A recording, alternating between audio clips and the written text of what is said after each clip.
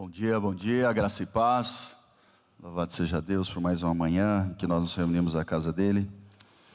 Ontem tivemos um momento muito bacana aqui já na igreja com o culto de jovens e adolescentes. Quem está à frente desses cultos é o nosso querido Diego.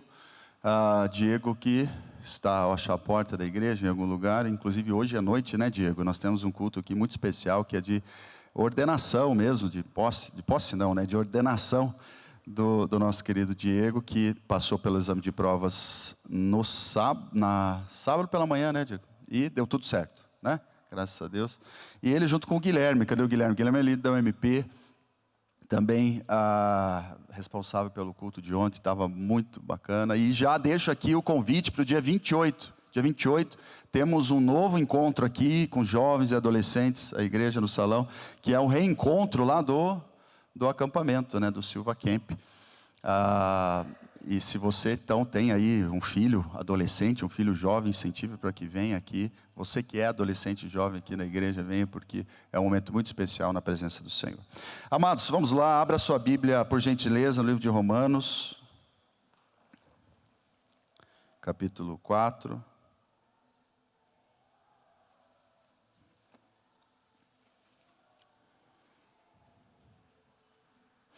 Capítulo 4, verso 25, Romanos 4, 25, diz assim: o qual foi entregue por causa das nossas transgressões e ressuscitou por causa da nossa justificação.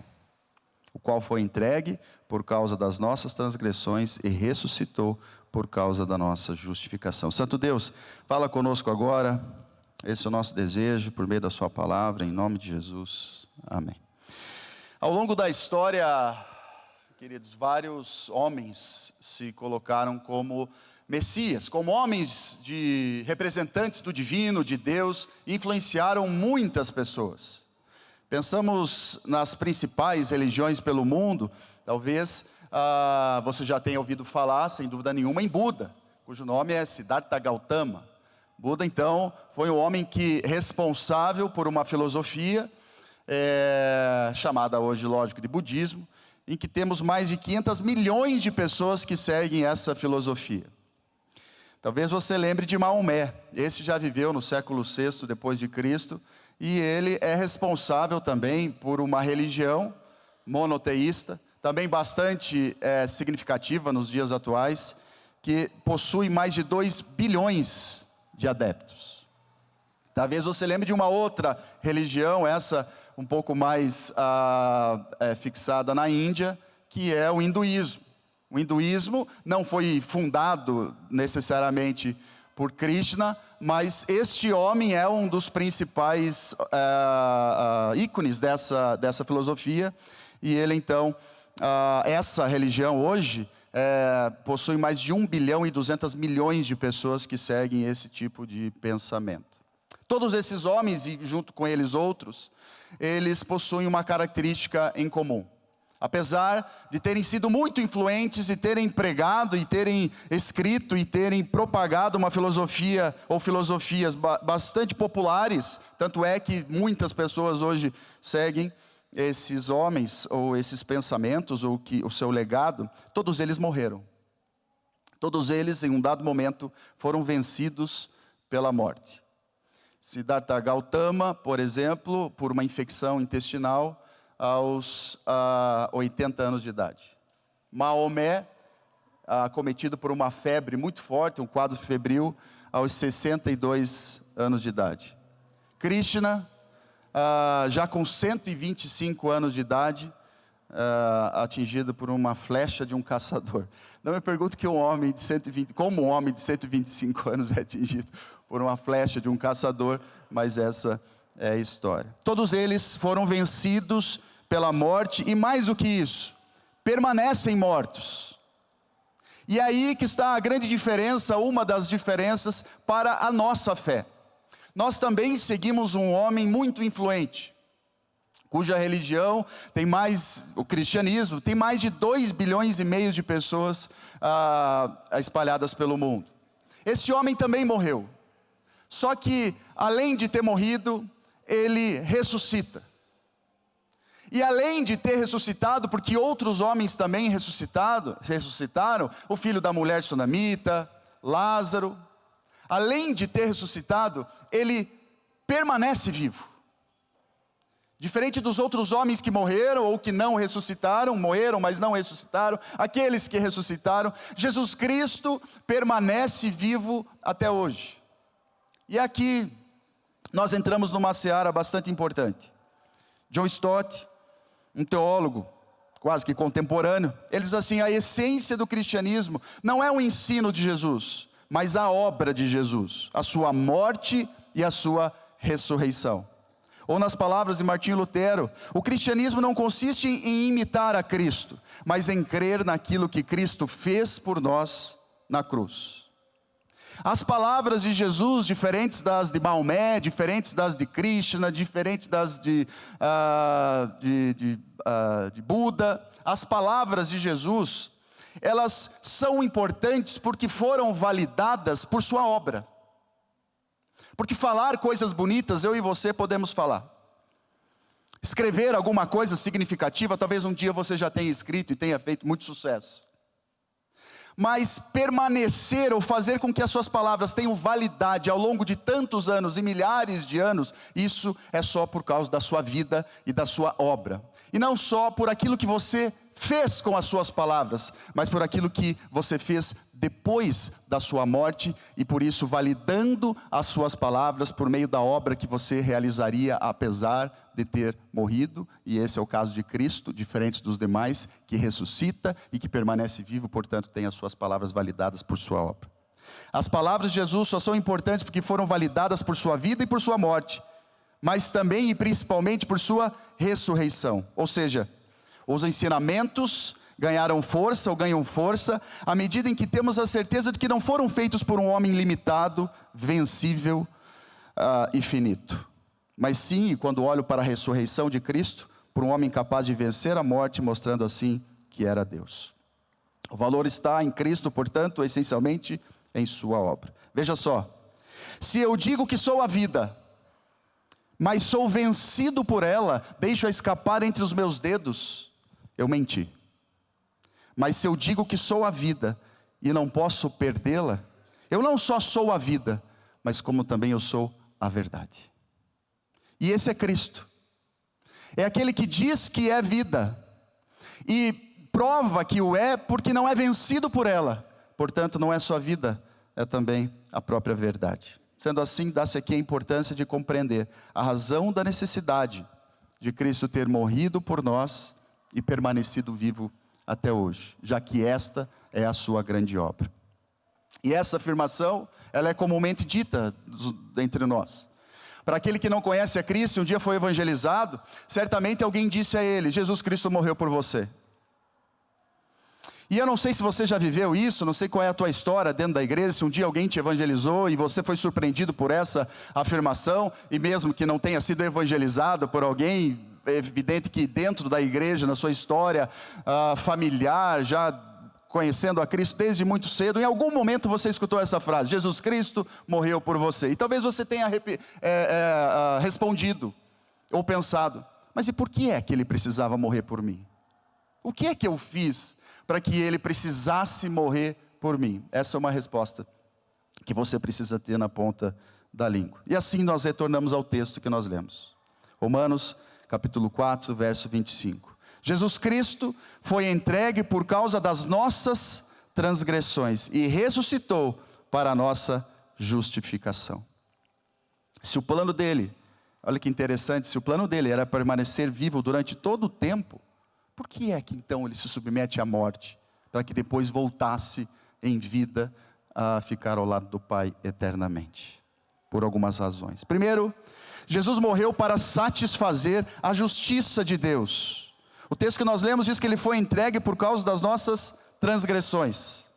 Diferente do que diz Jean-Jacques Rousseau, que uma das pessoas mais influentes do iluminismo, século XVIII, ele vai dizer que o homem nasce bom, e com o tempo ele vai sendo corrompido pela sociedade.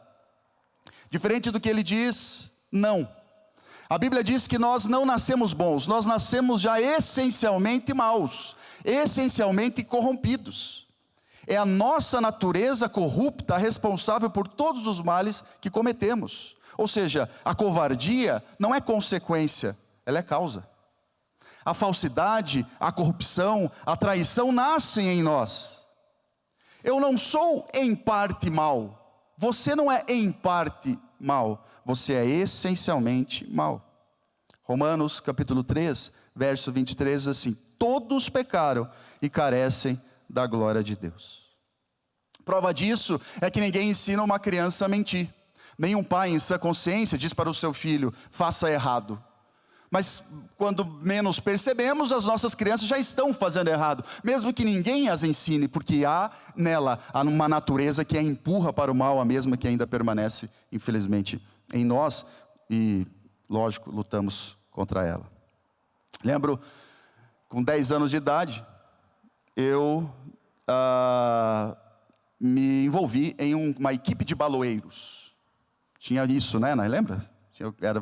Fazia balão. Eu tinha 10 anos de idade, e eu faltava a aula para ir fazer balão. E eu reprovei a 4ª série, porque eu não ia para a aula. Inclusive, naquela época, eu recebia quando eu fiquei de recuperação, um bilhete que eu tinha que entregar para minha mãe, dizendo que eu havia ficado de recuperação. Evidentemente, esse bilhete nunca chegou lá em casa. Fico pensando até hoje na confiança que essa professora tinha de que eu entregaria o bilhete. Jamais. O fato é que quando isso aconteceu, a minha mãe diz assim para mim: filho, quem é que te ensinou isso? Quem é que te ensinou a mentir?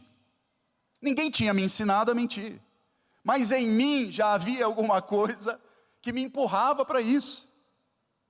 É uma história que eu já contei à igreja, mas eu acho que ilustra muito bem isso. Quando no ambiente onde eu morava antigamente, na casa anterior, tinha uma escada. E a gente dizia para a Rebeca: não pode subir a escada sozinho, porque vai cair. Não pode subir. Não pode.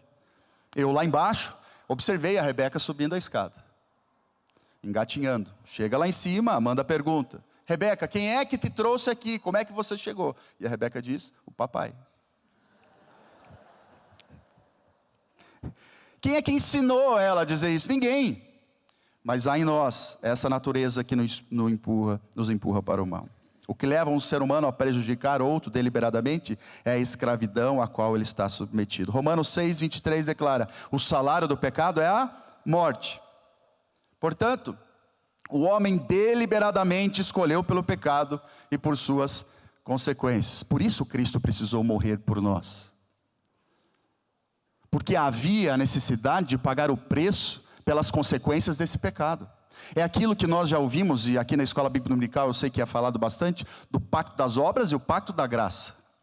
O pacto das obras foi feito com Adão. Em Adão, ou com Adão, Deus diz assim: se obedeceres, desfrutarás o paraíso.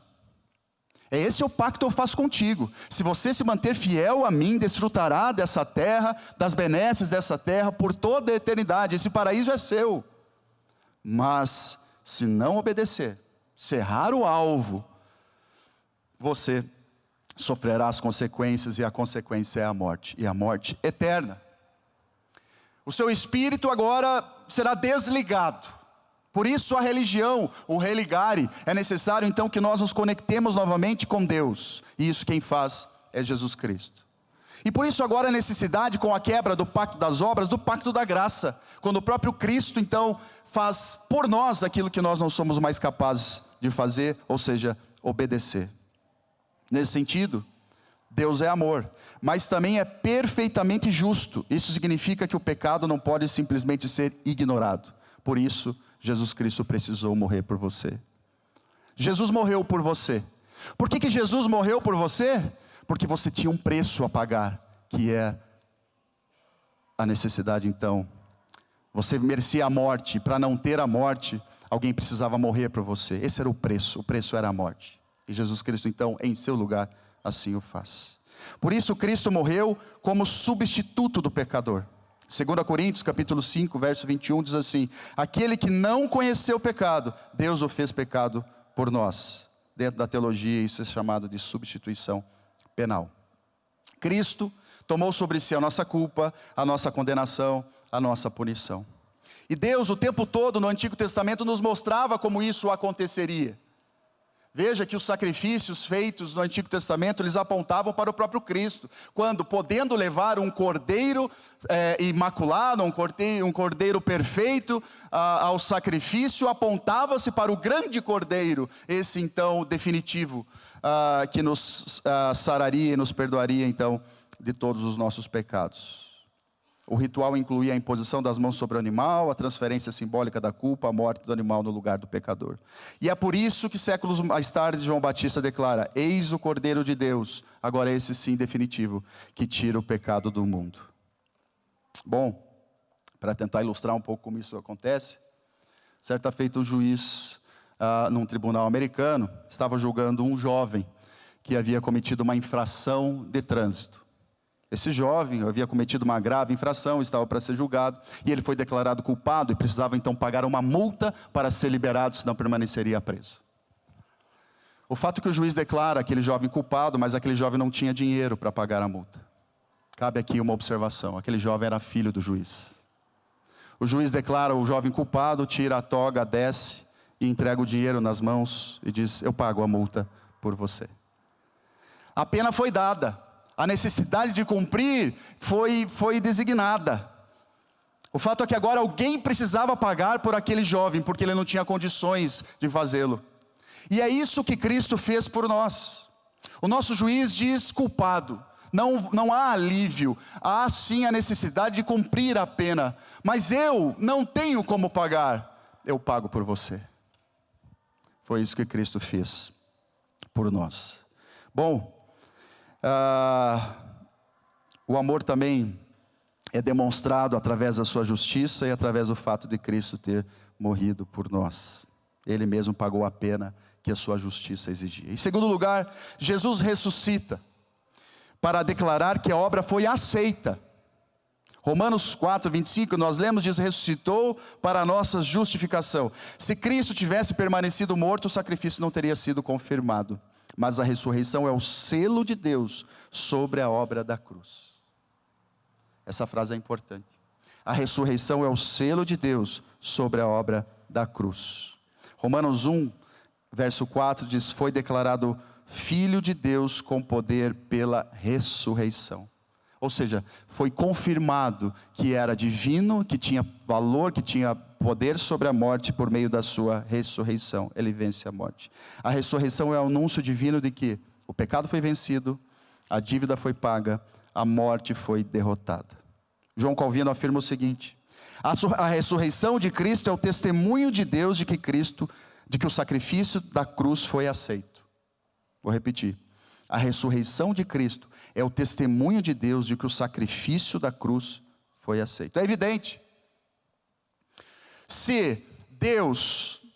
Se Cristo ressuscita, Ele tem a anuência do próprio Deus. Ele mostra que é o próprio Deus. Ele tem poder sobre a morte e as suas palavras são validadas então por sua obra. Ele não fala só da boca para fora. Ele não fala só de algo que era interessante, que floriciaria uma multidão e que faria com que muitas pessoas o seguissem para aliviar algum tipo de culpa. Não, Ele fala daquilo que Ele era.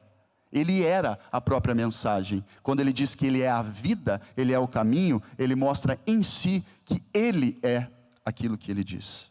Jonathan Edwards, um teólogo puritano, diz que na ressurreição, Deus declarou diante do universo que Cristo havia cumprido perfeitamente a obra da redenção.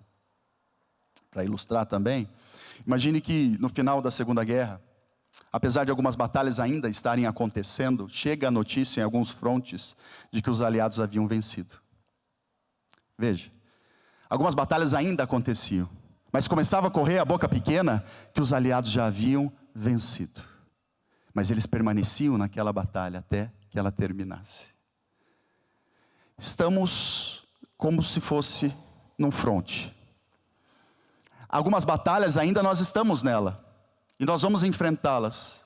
Mas nós já sabemos que a vitória é nossa. Nós já sabemos que nós vencemos. Nós já sabemos o resultado final. Mas nós continuamos batalhando as nossas lutas. Por que nós já sabemos o resultado final? Porque Cristo venceu a morte, Ele ressuscitou. Portanto, todas as promessas feitas por Ele são válidas, se cumprirão em nossas vidas. E a promessa maior dessas é de que um dia eu e você seremos vitoriosos em Cristo no céu, na glória. Esse momento, essa batalha aqui agora, ela precisa ser passada, mas o resultado é a vitória. É como se, imagine um garoto lendo um gibi, que ele ama. Ele está lá na cama dele e ele está lendo o gibi do herói dele. E ele está no início e o herói dele começa a sofrer. E ele fica muito preocupado. E ele está ali ansioso para saber o que vai acontecer. O herói dele foi preso, o herói dele vai ser machucado. E o pai desse menino entra no quarto e diz assim: filho, está na hora de dormir. Pare de ler agora, vai dormir. O filho ansioso, ele está preocupado com o herói dele. Ele vai direto para as últimas páginas, só para saber se deu tudo certo. E ele vê no final que o herói dele está bem, que o herói dele está feliz, que está tudo certo. E ele vai dormir tranquilo.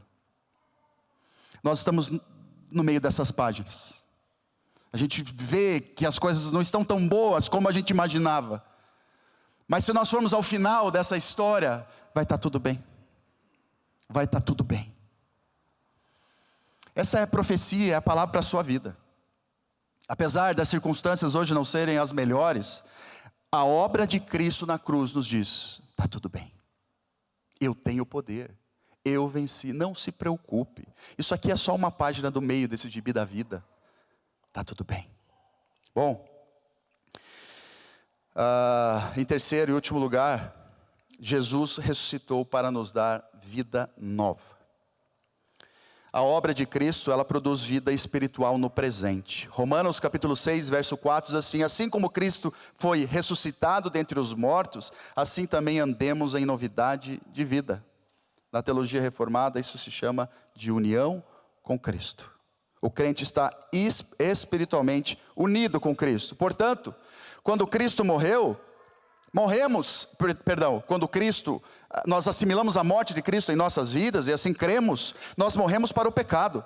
E quando Cristo assim ressuscita, e essa também passa a ser a minha fé, nós recebemos nova vida. Há uma frase assim: a ressurreição de Cristo não é apenas um milagre do passado, mas o princípio de uma nova criação e uma nova vida. Veja, viver com Cristo não é viver para uma vida eticamente melhor. Porque há isso. Há quem entenda e há quem pense simplesmente que é preciso que o meu filho tenha um encontro com Cristo, porque ele precisa melhorar o comportamento dele. Eu quero que o meu marido tenha um encontro com Cristo, porque o meu marido precisa melhorar o comportamento dele. A minha esposa precisa melhorar o comportamento dele. Não é para isso que nós temos um encontro com Cristo. Nós temos um encontro com Cristo porque há uma mudança de rota, de rumo. E a mudança do comportamento é consequência, não pode ser a causa. É consequência de uma nova vida, de um novo propósito. Charles Spurgeon diz o seguinte: a ressurreição de Cristo não apenas garante nossa vida futura, mas transforma a nossa vida presente. Há um novo propósito. Agora, eu não somente tenho que ser um pai melhor, eu tenho que ser um pai que leva os meus filhos para Cristo. Eu não simplesmente tenho que ser um patrão melhor porque eu conhecia a Cristo. Eu tenho que ser um patrão que leva os meus funcionários para Cristo. Essa nova vida, ela é fruto de uma árvore que mostra que é uma árvore de Deus, não é? A gente aprende, logo que a gente conhece a Deus, que é errado julgar. Já viram isso? Não julgueis. Esse texto ele é muito mal interpretado. O julgamento que a Bíblia fala é o julgamento farisaico, ou seja, eu não posso dizer se o pastor Renato vai para o céu ou não. Eu não tenho esse poder. Eu não posso colocá-lo ou tirá-lo do céu. E era isso que os fariseus faziam. Por isso esse julgamento farisaico: não julgueis no sentido de condenar a pessoa, mas o julgamento diário ele é necessário. Eu preciso olhar para Mariana, que eu nem sei quem é, para fulano de tal, para o José, e dizer assim: ó, minha filha, não ande com a Mariana, porque a Mariana tem um comportamento ruim. Eu estou julgando a Mariana, não estou? Agora, se Deus vai colocá-la no céu, vai tirá-la do céu, se um dia ela vai ser transformada por Deus, aí é outra seara, mas eu preciso julgar. Então, quando eu olho para a igreja de Cristo, eu preciso dizer, eu preciso chegar à conclusão, num raciocínio lógico, natural, se a igreja está andando bem ou não. E eu digo aqui claramente, queridos, que é preciso que nós tenhamos uma nova vida. Uma nova vida, não simplesmente sejamos uma pessoa melhor. Não, nós precisamos viver de tal maneira em que as pessoas que nos conheçam tenham um encontro com Cristo. As pessoas que nos conhecem, elas precisam ver Cristo em nós. Isso é viver para Deus, de fato, é ter uma vida transformada. Porque a ressurreição de Cristo nos dá uma nova perspectiva de vida. Eu participei de um velório recentemente que me marcou muito. Velório do Raul, esposo de uma senhora que me ajudou muito, que eu tenho muito carinho. Aquele velório foi muito interessante porque as pessoas levantavam, foi na igreja unida em São Paulo, e as pessoas levantavam para dar testemunho de como aquele homem que já havia morrido tinha influenciado a vida delas. Como aquele homem tinha sido instrumento de Deus para mudança de vida, de comportamento. Aquilo foi incrível. E no final, uma das pessoas que falaram assim: que legado você tem deixado? Porque infelizmente a gente diz assim: ninguém tem nada a ver com a minha vida, se não quiser gostar de mim, não gosta. Não! Sabe por quê? Porque as pessoas odiavam a Cristo. O comportamento de Cristo incomodava muitos, mas as pessoas que conviviam ao lado de Cristo, essas gostavam dele. As pessoas que andavam lado a lado de Cristo, essas eram influenciadas por ele, e Cristo era agradável para elas. Agradável não significa concordar com tudo, tá? O que eu quero dizer com isso? As pessoas que vivem ao seu lado hoje, os seus familiares, os seus parentes, os seus discípulos, você é uma pessoa agradável para eles? Você é uma pessoa que é influência positiva? Você leva essas pessoas para mais perto de Cristo, como alguém que foi ressuscitado com Ele? Porque senão você vai viver essa vida sempre dizendo: ninguém tem nada a ver, eu sou assim mesmo. Não, querido. Cristo tinha o jeito dele. E sim, ele era odiado por muitos. Mas aqueles que conviviam lado a lado com ele, esses gostavam de permanecer ali. Bom, isso é quem teve uma vida transformada. Portanto, Cristo morreu, Cristo ressuscitou. E Cristo não só ressuscitou, mas permanece vivo. Morreu para pagar aquilo que você não tinha condição. Você foi declarado culpado, o juiz desceu e pagou a sua dívida. Jesus Cristo ressuscitou para validar a sua obra, para dizer: olha, tudo aquilo que eu falei, eu tenho poder sobre isso. É verdade, a minha vida confirma as minhas palavras. E Ele ressuscita para que você também, ressuscitado com Ele, tenha vida nova e uma nova perspectiva. Em nome de Jesus. Amém. Pai querido, obrigado por esse momento. Obrigado pela oportunidade que temos de ler e meditar na sua palavra. Nós de fato precisamos viver essa nova vida, entendendo a sua obra que é confirmada por meio da cruz, da ressurreição e da vida que ainda emana de Ti ao lado do Pai Todo-Poderoso. Em nome de Jesus. Amém.